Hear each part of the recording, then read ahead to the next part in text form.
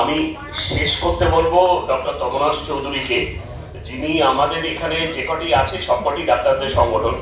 আমরা জানি এটা শুধু ডাক্তারদের আন্দোলন নয়, আমরা সেই জন্য ডাক্তাররা জয়েন্ট প্ল্যাটফর্ম অফ ডক্টরস থেকে আমরা বৃহত্তর নাগরিক সমাজের সাথে আমরা অভয়া মঞ্চ তৈরি করেছি। এই অভয়া মঞ্চের তরফ থেকে তমনাশদা, তুমি একটু বলো কিভাবে দেখছো তুমি? আমরা সন্ধ্যে থেকে সবাই এখানে আছেন। আমি আসলে ছোটবেলা থেকে আমি অনেক ব্যাপারে ভয় পাই। খুব জোরে মেঘ ডাকলে ভয় পাই, ঝড় হলে ভয় পাই। সত্যি আমরা সবাই ভয় পাই, কিছু না কিছু জায়গায় ভয় পাই।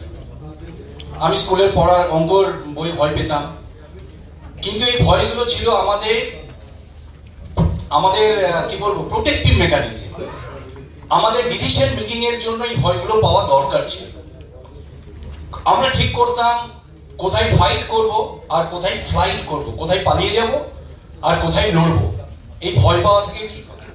কিন্তু সেই ভয় যখন আমাদেরকে এই সমাজ আর কিছু মানুষ দেখাতে শুরু করলো, তখন আমাদের মনে হলো যে হুমকিটা ক্ষমতার এক অশ্লীল প্রদর্শন।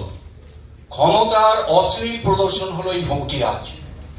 আমরা 9ই আগস্টের আগে, আমি খুব এই কথাটা বলি, হায়দারের একটা কবিতার লাইন, যে আমি চিৎকার করি কাঁদিতে চাহিয়া, করিতে পারিনি চিৎকার, বুকের ব্যথা বুকে দাবায়ে নিজেরে দিয়েছি ধিক্কার।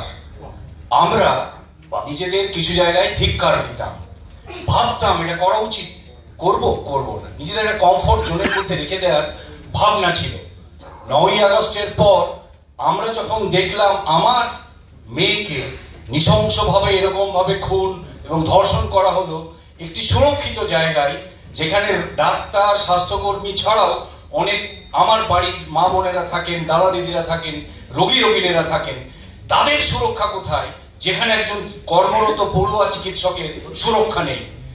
তখন আর আমরা আমাদের ওই জায়গায় গণ্ডিতে না রাখতে পেরে আমরা তখন নিজেদের ওই ধিক্কারের জায়গা থেকে বের করে নিয়ে যারা এই কাজ করেছে তাদের ধিক্কার দেওয়া শুরু করলাম।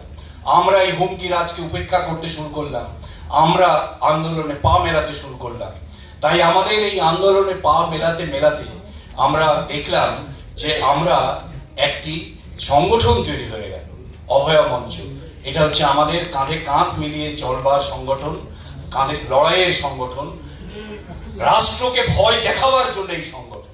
আমরা ভয় পাওয়ার জন্য না, ভয় দেখাবার জন্য।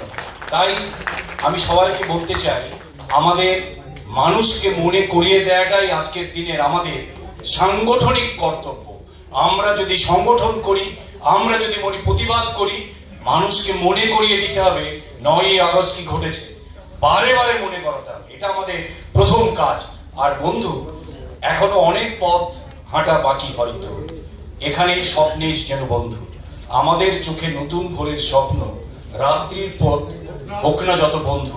এটুকুই আমার শেষ কথা। আমাদের একসাথে চলতে হবে, একসাথে লড়তে হবে।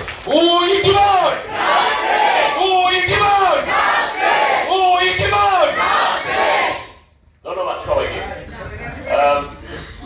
এবার জয়েন্ট প্ল্যাটফর্ম অফ ডক্টরস এবং অভয়া মঞ্চ একসাথে আমরা একটা কনভেনশন করে ফেললাম। ওয়েস্ট বেঙ্গল ডক্টরস ফোরামের তরফ থেকে অনেক অনেক ধন্যবাদ।